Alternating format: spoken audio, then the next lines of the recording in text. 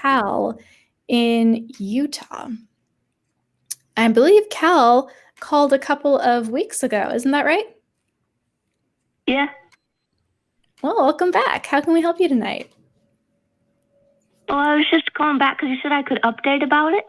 Is that like I talked to her and I was like, when I said I had a crush earlier, I meant I had a crush on you. And she's like, oh, I actually feel the same way. And then we decided that we were dating.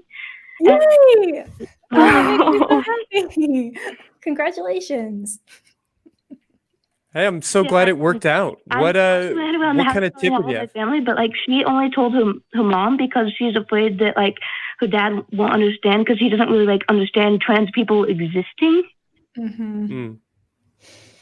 Okay, but mom's being nice, so that's good. Yeah, how have y'all been navigating that experience? And can you walk the audience through a little bit about what you're up against? I'm just in Utah where it's like really religious, and also like her parents are like pretty conservative and like religious, and they don't really understand like trans people existing or like how someone who loves someone who's trans can still be straight or not. They're like, oh, if you have to be like gay or bi or something, and that's really weird.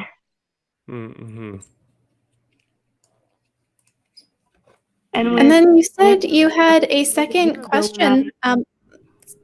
Sorry, go ahead. I was just going to say, like a year ago when Sarah first asked like her mom about trans people because she didn't know they existed back then, her mom was like, oh, just don't date them. Yeah, so how have y'all been navigating that?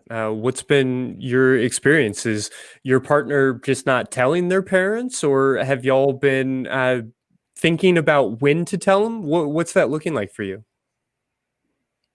Well, her mom has come around a bit since then and is pretty much okay with it, but we're just putting off on telling the rest of the family because we're not sure that they would understand. Well, it's definitely an uncomfortable place to be. How are you feeling about the relationship? This is definitely a thing that's outside the relationship, but it can put a lot of strain on a relationship, and it doesn't make you a bad person for feeling that strain. How have the two of y'all been enjoying yourselves with all of this going on? We've been having a lot of fun. That's the important piece. Like acted like kids for a bit. It was pretty fun because like we're still pretty young. I'm 18 and she's 17, but it's still fun to be a kid sometimes. And we're gonna go mini golfing on Saturday. Fun. That sounds amazing. I love hearing that. I love it when people call back and the story has we get to hear where it winds up and has a not a happy ending because this is just the beginning, but just has turned out well for you. And Cal, I do want to make sure that before we let you go, we do touch on the second issue that you said you may want to talk about, a little bit about sex education. Yeah, the sex ed in like Utah is pretty bad. It's like abstinence only, and it's like you're not allowed to advocate for homosexuality with like air quotes because like they weren't even allowed to like mention it. They're like, I'm just going to stay away from the topic entirely. So like they were like, gay people exist and we're not going to talk about it. And they have this this metaphor that they use, like a purity metaphor, sort of like they pass around like a chocolate bar and like everyone touches it or like takes a piece off of it and they're like chewed up piece of bubble gum or crumpled up flour. Crumpled up flour, yeah. Yeah, it's a unfortunate culture that you find yourself in. Don't us that much besides don't have sex ever. Yeah, was there a particular question that you were, hoping we could point you towards? Yeah, I was just kind of looking for like things that I can do to like combat my like ignorance on these things and like what I can, if there's anything that I can do in the future to like, I don't know, make sex ed better for like if I ever have kids or anything. Yeah, I mean, that's definitely a complicated question. You know, I would tell you that sex positive families, sexpositiveFamilies.org, would be one of the Mm-hmm. first places I'd recommend you check out if you're looking at resources that are geared towards children or how to have those conversations with children. But for yourself, you know, I would encourage you really to just be curious to see what book resonates with you. The Come As You Are by Emily Nagoski that we mentioned earlier may be a really good one for you to start with.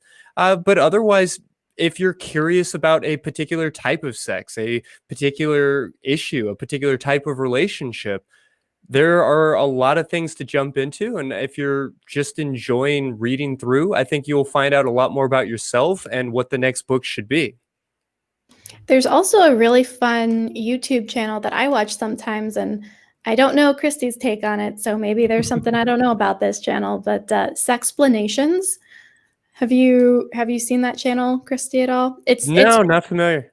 It's I haven't really seen fun. that. There's a host, and they just talk about all of these different just sexual questions that you might have that probably wouldn't be covered even in more liberal states and sex education wise. Mhm. But it is a really useful resource. They're like 10, 15 minutes each, and they just go into various topics that you might be interested in or say, hey, that sounded interesting. Now I have terminology and I can look for that and look for more information on that topic. Mhm. If you want, we also have on Glimmer's website, on weglimmer.com, we have a lot of resources that we've been through, you know, by hand to make sure that they center or at least affirming towards LGBTQ individuals. And we have a pull down bar with sexual health resources, some sexuality resources, and then also like cultural and creative resources. So if you want to find a show, speaking of shows about sex education, the show Sex Education is on there, but just shows that, you know, are fun and light, or movies or books or podcasts that we would recommend that are, you know, LGBTQ affirming. So those might be worth checking out as well if you want to just do some exploring. Yeah, that sounds really helpful. Awesome. Well, thank you so much for calling in, Cal, and giving us an update. I'm so happy for you and your partner now, and have fun Me mini too. on Saturday. Bye. Bye. Thanks so much.